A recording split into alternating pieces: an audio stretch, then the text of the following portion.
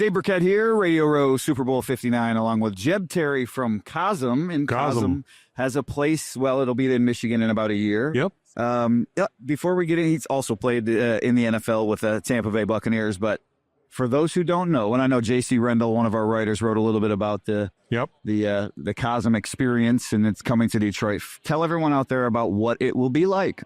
Well, I mean, firstly, thanks for having me on. Excited about bringing COSM to Detroit. We think it's going to be just an incredible opportunity to engage the city, the community, and be authentically Detroit. That's our hope. That's our aspiration.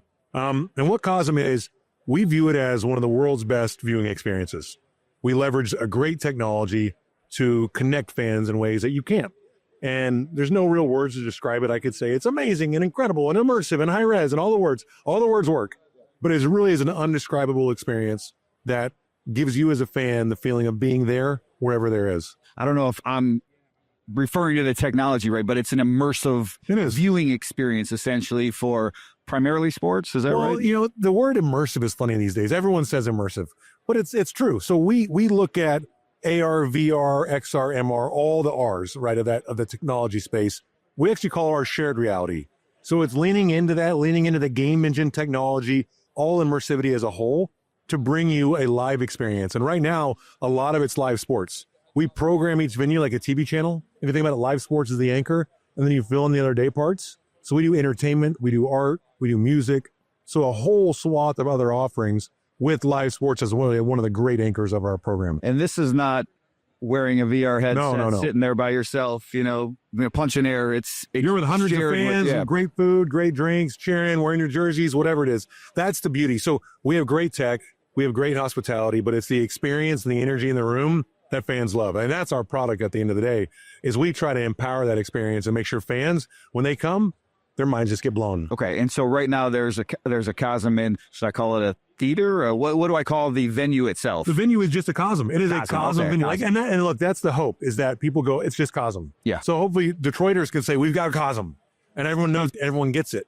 As you think about the story arc, when we first started pitching this thing in 2020, everyone looked at me crazy, like, what are you talking about? Yes. But now we've got them open and they're like, I get it, and it's really a see it to believe it. And you have one in LA and one in Dallas. One in LA, one in Dallas. And then this coming year, we're opening Atlanta and then Detroit.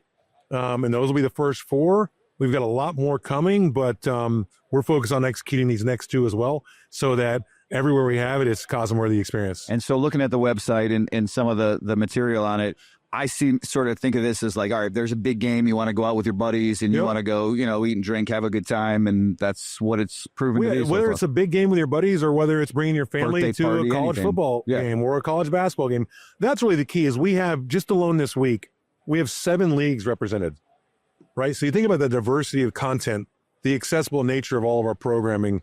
We really want it to be a place where fans can come, not just once a year, 4, 5, 6 times a year. Where you love COSM, it's priced approachably, and it's at a point where we welcome repeats. So, what is the difference between me going to spend my money at a Lions game versus watching that Lions game at a COSM? Well, like, the key is nothing can replace the feeling of going to a Lions game, right? Like, that is the beauty. That is a live product. But at COSM, it is like the club section, right? You think about that finish out with multiple different angles. So we have multiple angles. We're producing the game in the venue. We have cameras under the goalposts, on the sideline carts, high, wide, big, high-res cameras. And so it gives you that feeling of being there. So, if you can't get to the stadium is really what we want. We don't want you to choose between COSM and the stadium. It's basically like, if I can't get to the stadium, if it's sold out, the Lions are on the road, and I want to watch them, I come to COSM. And that's the goal. And look, we have NBA, we have Ultimate Fighting, we have baseball, we have NHL. All the programming that fans know and love, you can come see it there. How long did it take you to get the rights to these a whole lifetime of career. I've had to lean on it forever, every bit of my professional experience, whether it was as a player or as an executive or an entrepreneur, to put all this together. And look, the idea we really started in 2019. That was my first call to league partners. I said, I've got something, I'm coming for you. And checking in every year until we were at a point to where it was deal-making time. And it's with a lot of trust and respect that we approach these deals, and we're in a privileged seat now to be able to work with everybody. I imagine the technology had to get to that point too, where it was what it is now. Well, 100%. Like, we're not a science project, right? We've really invested in the enterprise so that we can execute this thing at scale. We didn't build a business to do one venue, clearly. We want to do multiples around the world. So we built the whole backbone, the whole enterprise. And worth noting, we're the largest planetarium company in the world. Wow. Right? It's abstract. But take my kids there. No. Look, you've been to planetarium, you know the feeling. Now imagine that with live sports. And so we power over 700 planetariums globally with our software. We build the domes. And so the science and education vertical is still very important. The edutainment side of things to keep people engaged, still critically important. And now we build this suite of offerings that we can take into the sports and entertainment world. I know nothing about the technology aspect of it, but I, certainly am when you invest in the stock market, right? You're paying attention to the AI and the advancement of technology and supercomputing and all these things. I can only imagine how this experience. Yes, exactly. And then the beauty of the business. So the COSM is the Coliseum meets the Cosmos, right? It's this blend. That's where we got the name from.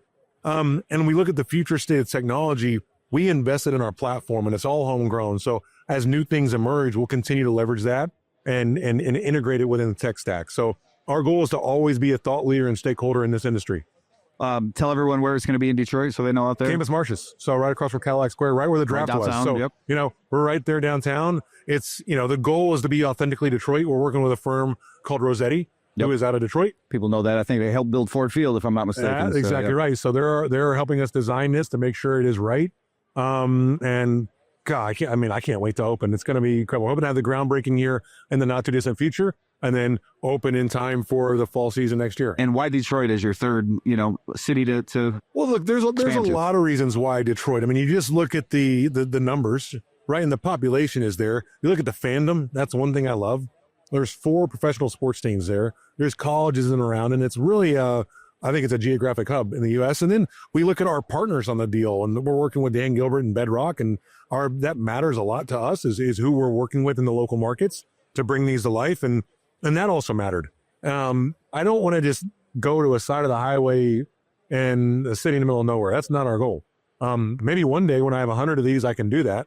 But right now, we want to focus on building something with real partners in a city that embraces live sports and entertainment.